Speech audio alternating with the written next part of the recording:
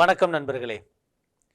இன்று PGTRB prepare பண்ணுகின்ற போட்டித் தேர்வர்களுக்கான ஒரு சிறப்பு திருப்புதல். The aspirants who are preparing themselves for PGTRB will be well gifted about this program. In this program we will revise about very important questions from the literature part as well as history and bit from the general knowledge, psychology and sports.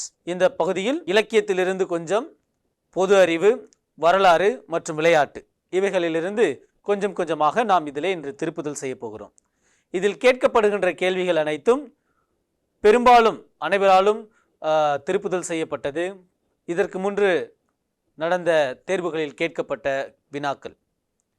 முதலாவதாக, who wrote the novel Nectar in a Sieve? Nectar in a Sieve என்கின்ற நாவலை எழுதியவர் யார்? The options are 4. Option A, R.K. Narayan. Option B, Raja Rao. Option C, Anita Desai. Option D, Kamala Markandeya. உங்களுடைய பதில் என்னவாக இருக்கும்? RK Narayan நமது இந்திய ஆங்கில இலக்கியத்தில் மிகவும் முக்கியமானவர். ஆகவே நீங்கள் ஆர்கே நாராயண் என்று நீங்கள் தெரிவு செய்திருந்தால் அது தவறு. சரியான பதில் என்பது ஆப்ஷன் டி, கமலா மார்க்கண்டேயா. அடுத்ததாக, who called Chaucer the father of English poetry? ஆங்கில இலக்கியத்தில் சாசர் என்பவர் மிக முக்கியமானவர். அவரை ஆங்கில கவிதைகளின் தந்தை என்று அழைத்தவர் யார்? Option A, Sidney. Option B, Spencer. Option C, Arnold. Option D, Johnson. இந்த ஆப்ஷன் தெரிவிலே கொடுக்கப்பட்டிருக்கின்ற பெயர்கள் அனைத்தும் சுருக்கமாக கொடுக்கப்பட்டிருக்கின்றது. உதாரணமாக, பிலிப் சிட்னி என்ற பெயர் சிட்னி என்று கொடுக்கப்பட்டிருக்கிறது. எட்மண்ட் ஸ்பென்சர் என்பது ஸ்பென்சர் என்று கொடுக்கப்பட்டிருக்கிறது. மேத்யூ ஆர்னால்ட் என்ற பெயர் ஆர்னால்ட் என்று கொடுக்கப்பட்டிருக்கிறது. அண்ட் பென் ஜான்சன் என்ற பெயர் ஜான்சன் என்று கொடுக்கப்பட்டிருக்கிறது. ஸோ பெரும்பாலும் முழு பெயராகவும் கொடுத்திருப்பார்கள், சில நேரங்களில் இப்படி சுருக்கமாகவும் கொடுத்திருப்பார்கள். So who called Chaucer the father of English poetry? The answer is John Dryden. அவர்தான் சாசரை ஃபாதர் ஆஃப் இங்கிலீஷ் போயட்ரி என்று அழைத்தார். ஆனால் இந்த தெரிவு இது கொடுக்கப்பட்ட தெரிவுகளில் இல்லை. ஆனால் கொடுக்கப்பட்ட தெரிவுகளில் மிக நெருங்கிய பதில் எதுவாக இருக்கலாம் என்றால் ஆப்ஷன் சி, மேத்யூ ஆர்னால்ட். கூறியவர் ஜான் ட்ரைடன். ஆனால் கொடுக்கப்பட்டிருக்கின்ற ஆப்ஷனில் மிக நெருங்கிய பதில் என்பது மேத்யூ ஆர்னால்ட். அடுத்ததாக, Browning's celebrated poems are written in the form of dash. நமக்கு கவிதைகள் பல வகைகள் இருக்கின்றன. அவற்றில் இந்த Browning's celebrated poems, அவரினுடைய பல கவிதைகள் மிகவும் கொண்டாடப்படுகின்றது. அவைகள் எந்த வகையில் எழுதப்பட்டவை? அந்த வகைகள் யாதெனில் option A, odd. Option B, sonnet. Option C, dramatic monologue. Option D, lyric. அதாவது கவிதைகளில் பல வகைகள் இருக்கிறது.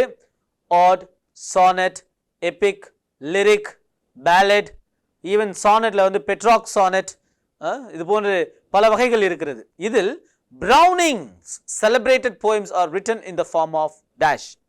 The answer is option C, dramatic monologue. அடுத்ததாக, Shakespeare's measure for measure is dash. அவருடைய நாடகங்களில் இந்த measure for measure என்பது எந்த வகையை சாரும்? Option A, it's a problem play. Option B, a romantic comedy.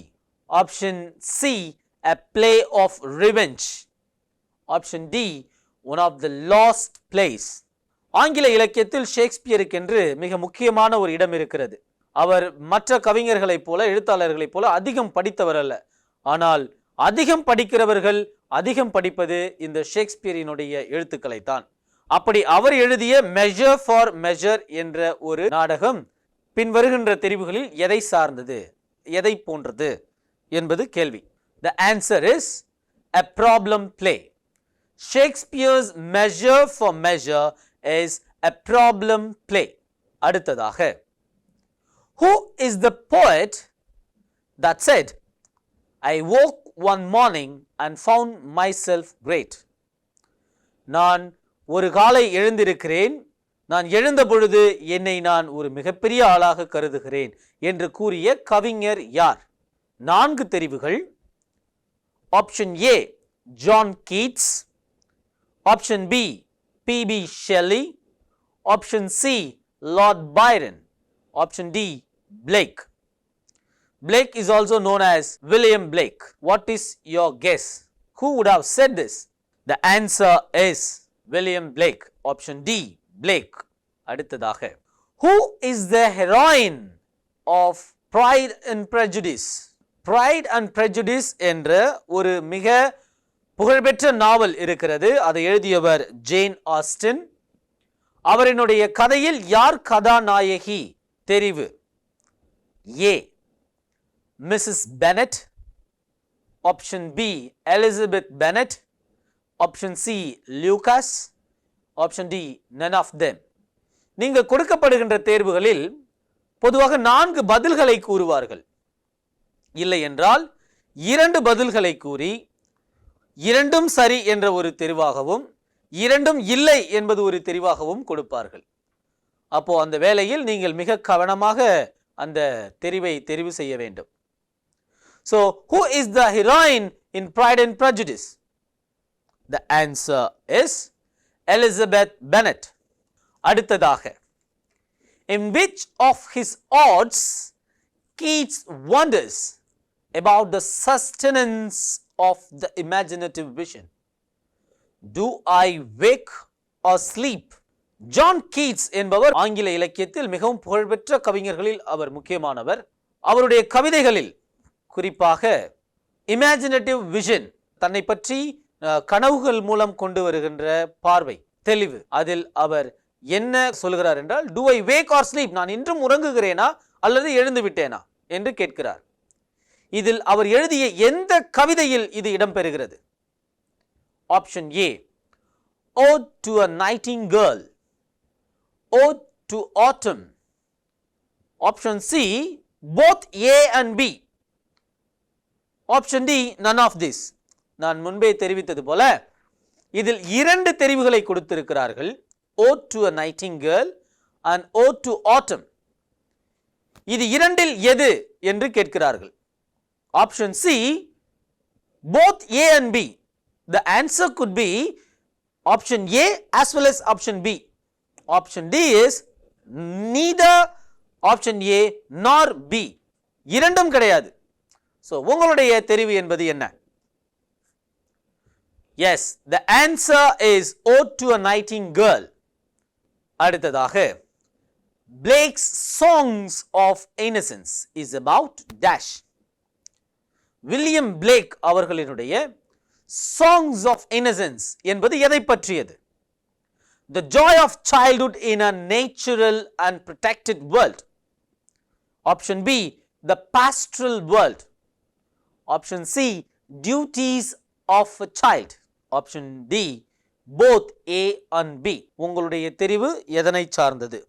The joy of childhood in a natural and protected world, or option B, the pastoral world. இரண்டில் எதுவாக இருக்கும்? The answer is both A and B. The joy of childhood, குழந்தை பருவத்தினுடைய மகிழ்ச்சி என்பது natural and protected world, இயற்கை சூழல் மற்றும் பாதுகாப்பான சூழலில் தான் ஒரு குழந்தையினுடைய மகிழ்ச்சி என்பது இருக்கிறது. செகண்ட், த பாஸ்ட்ரல் வேர்ல்ட், சரியான வழிகாட்டுகின்ற உலகம். பாஸ்ட்ரல் என்றால் மேய்ப்பு பணி அல்லது வழிகாட்டும் பணி அல்லது வழி நடத்துதல், இதனை பற்றிய குறிக்கக்கூடிய ஒன்று. அப்பொழுது பதில் என்பது both A and B, இரண்டுமே. So the Blake's Song of Innocence is about both the joy of the world, joy of the childhood in a natural and protected world, and the pastoral world. Next, hell is a city much like London. Who wrote this? இந்த கேள்வி என்பது London மாநகரை பற்றிய ஒரு criticism. Hell is a city much like London. London என்பது ஒரு நரகம் போன்றது, கிட்டத்தட்ட நரகம் போன்றது. இதை கூறியவர் யார்? இதை எழுதியவர் யார்? Option A Wordsworth, option B Keats, option C Coleridge, option D Shelley. இந்த லண்டன் என்பது பிரிட்டிஷ் பேரரசினுடைய தலைமை இடம். அந்த லண்டன் மாநகரில் தான் பொதுவாக அனைத்து எழுத்தாளர்களும் இருக்கக்கூடிய இடம்.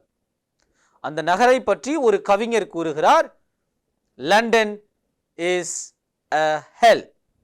அப்படி கூறுகின்ற ஒரு தைரியம் வாய்ந்த எழுத்தாளர் யார் என்றால் ஆப்ஷன் டி ஷெல்லி. அடுத்ததாக, the moment of return to nature has to do with the moment of return to nature. இயற்கைக்கு திரும்புதல் என்ற ஒரு இயக்கம் என்பது எதனை செய்கிறது, எதனோடு இருக்கிறது, அல்லது எதனை வைத்திருக்கிறது, பெற்றிருக்கிறது?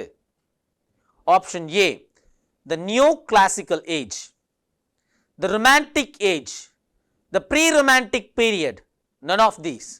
இந்த தெரிவுகளை பார்க்கின்ற பொழுது இது ஒரு குறிப்பிட்ட காலத்தை குறிக்கிறது. the return to nature என்பது எந்த காலத்தை ஒத்தது என்பதுதான் இதனுடைய கரு. ஸோ உங்களுடைய தெரிவு என்பது என்ன?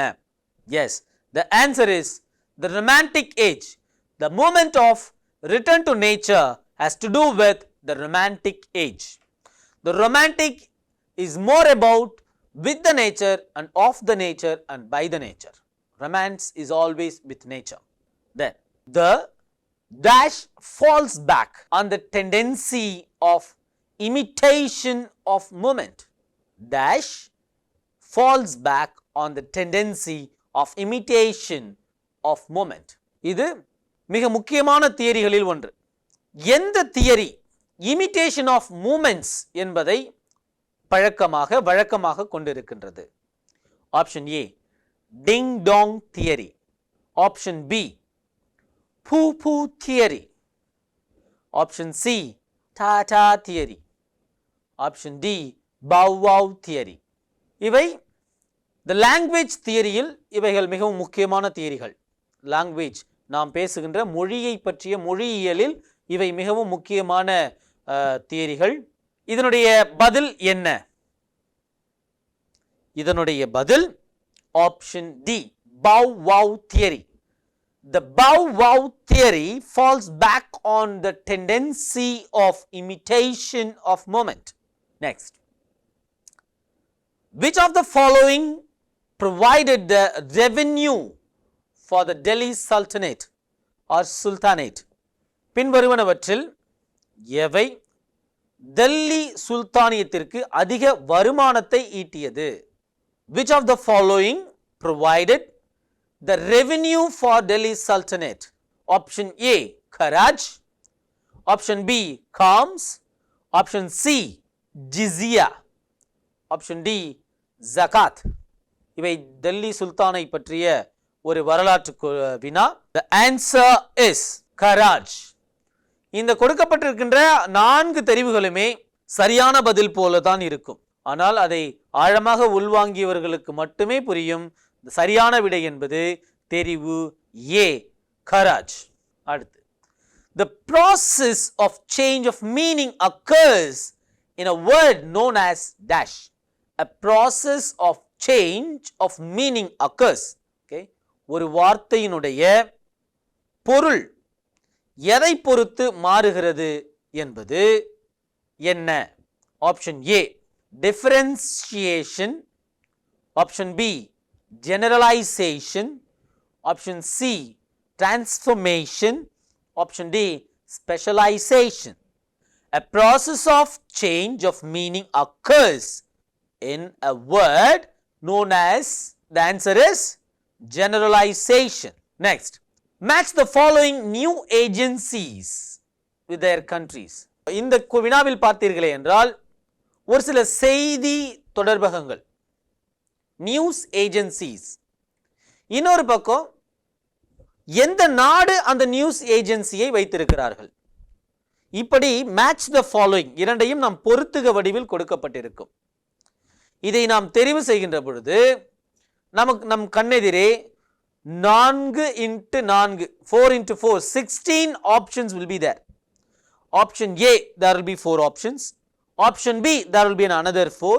Option C, there will be another 4 options. And option D also there will be 4 options. So you have to match perfectly and you must say the answer. Okay. Reuters is an agency of Britain. Eastern News Agency is a news agency of Bangladesh. Express News Service is an agency of India, and Antara is a news agency of Indonesia. So when you match all these, the correct answer for the question is option C. Francis Bacon quotes the following statement in his essay of friendship taken from Aristotle's dash. Whosoever is delighted in solitude is either a wild beast or God. Francis bacon என்பவர் பின்வருகின்ற ஒரு தொகுப்பை, பின்வருகின்ற ஒரு வாக்கியத்தை Aristotle எழுதிய ஒரு எஸ்ஸேயிலிருந்து எடுக்கின்றார். அது எந்த essay? கொடுக்கப்பட்ட வாக்கியம் என்னவென்றால், whosoever is delighted in solitude is either a wild beast or God. யாராக இருந்தாலும் தனிமையில் பெருமை கொள்பவர் ஒரு மிகப்பெரிய ஒரு வைல்ட் பீஸ்ட், ஒரு மிகப்பெரிய மிருகமாகவும் இருக்கலாம், அது கடவுளாகவும் இருக்கலாம். இந்த வாக்கியத்தை பிரான்சிஸ் பேக்கன் எந்த எஸ்ஸேவிலிருந்து, எந்த கட்டுரையிலிருந்து எடுத்திருக்கிறார்? Option A, the politics. Option B, the poetics. Option C, the Athenian constitution. Option D, metaphysics. What is your guess? What is your answer? Yes, the answer is option A, the politics. Which of the following characters is the tomahawk associated with?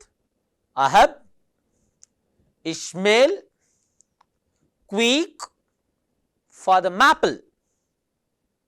பின்வருவனவற்றில் எந்த கதாபாத்திரம் tomahawk என்ற கதாபாத்திரத்தை ஒத்தியது R அதனோடு உடையது? உங்களுடைய பதில் என்ன?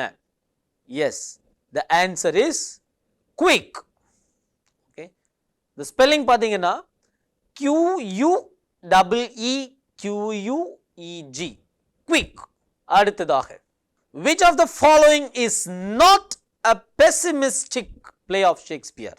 பின்வருவனவற்றில் எது pessimistic play இல்லை? இங்கே ஷேக்ஸ்பியர் எழுதிய 4 நாடகங்களினுடைய பெயர் கொடுக்கப்பட்டிருக்கின்றன. இவற்றுள் எது பெசிமிஸ்டிக் அல்ல என்று கேட்கிறார்கள்.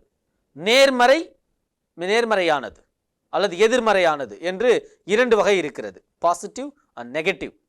ஸோ பெசிமிஸ்டிக் என்பது ஒரு எதிர்மறையான ஒரு கதை. அப்போது பெசிமிஸ்டிக் பின்வருவனவற்றில் எது பெசிமிஸ்டிக், எதிர்மறையானது? Option A, measure for measure. Option B, King Lear. Option C, Macbeth. Option D, Othello. உங்களுடைய பதில் என்ன? மிகச்சரி, option A, measure for measure. அடுத்ததாக, where does the opening scene of the Alchemist take place? Alchemist என்ற ஒரு மிகச்சிறந்த கதையினுடைய opening scene எங்கே நடைபெறுகிறது? Option A, Mammon. Option B, Lovett's house. Option D, Doll's house. and option D, Subtle's house. What is your guess? Yes, the answer is Lovett's house.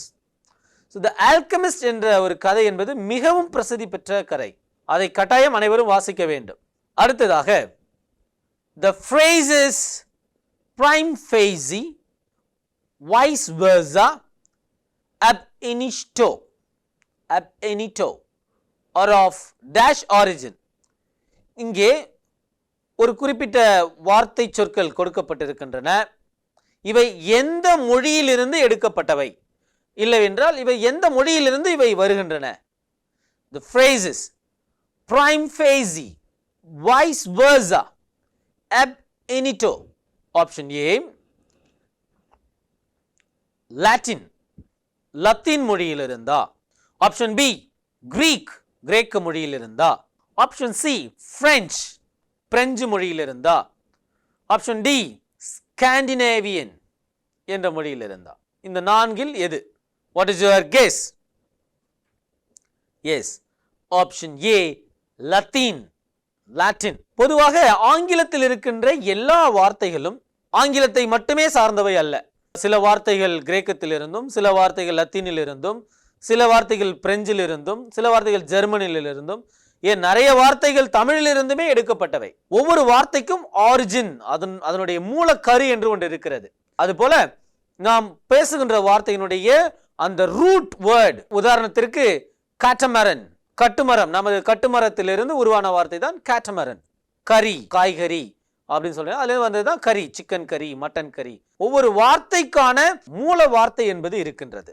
அதை நாம் தெரிந்து கொள்ள வேண்டும். குறிப்பிட்ட வழியில் இந்த ஆங்கிலம் படிக்கின்றவர்கள், இந்த ஆங்கில டிஆர்பி ப்ரிப்பேர் பண்ணுகின்றவர்களுக்கு இந்த origin word is very important.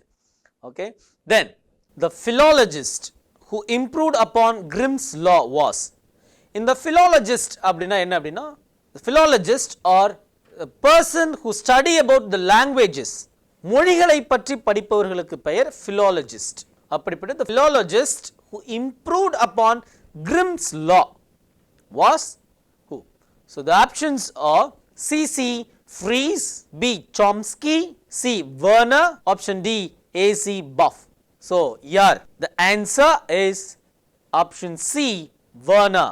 The Varadaraja and Egambranada temples at Kanjipuram are the examples of which style of temple architecture? This question is based on history and based on architectural science. So it's a common general knowledge that we must know. So the options are Pallava, option B, Chola, option C, Vijayanagara, option D, Pandya. காஞ்சிபுரத்தில் உள்ள வரதராஜ ஏகாம்பரநாத கோயில்கள் எந்த வடிவில் கட்டமைக்கப்பட்டிருக்கிறது? பல்லவர்களுடைய கட்டுமான வழியிலா, அல்லது சோழர்களா, அல்லது விஜயநகர பேரரசை சார்ந்ததா, அல்லது பாண்டியர்களா? What is your guess? The answer is Vijayanagara. Vijayanagara style of temple architecture. Next, Santosh Trophy is related to what? The question is based on the sports. Okay, it's a sports based question. Santosh Trophy is related to what game? Is it basketball or handball or volleyball or football? There are 4 options. What is your guess? Many of you would know. Yes, it is option D, football. Next, dash is talking to yourself in relevant ways when faced with something to be learnt or a problem to be solved. Dash is talking to yourself in relevant ways when faced with something to be learnt or a problem to be solved. Option A, verbal retention, verbal mediation. Option C, positive verbal transfer. Option D, recognition and reconstruction. What is your guess? The answer is verbal mediation. Verbal mediation. 24. The 24th question we are in. The self-learning involved in designing components of portfolio with verification at each and every stage of learning process is dash. There are 4 portfolios. Among these 4 portfolios, the self-learning is involved in designing components of portfolio with verifications at in each and every stage of learning processes. What kind of portfolio? Option A, presentation portfolio. Option B, connected portfolio. Option C, reflective portfolio. Option D, working portfolio. So what is your guess? What kind of portfolio is that? Yes, the answer is reflective portfolio. Next, conditioned taste aversion is referred as what? Option A, Garcia effect. Option B, classical conditioning. Option C, retroactive inhibition. Option D, anticipatory frustration stimulus. So, among these options, what is conditioned taste aversion is referred to? What is your guess? The answer is option A, Garcia effect. Next, Berner's theory of instruction has 4 major principles. Which one of the following is the third principle? Berner's theory of instruction, அதாவது பெர்னரினுடைய theory of instruction 4 கொள்கைகளை கொண்டது. கொடுக்கப்பட்டவற்றில் எது மூன்றாவது என்று கேட்கிறார்கள். Option A, structure. Option B, sequence. Option C, motivation. Option D, reinforcement.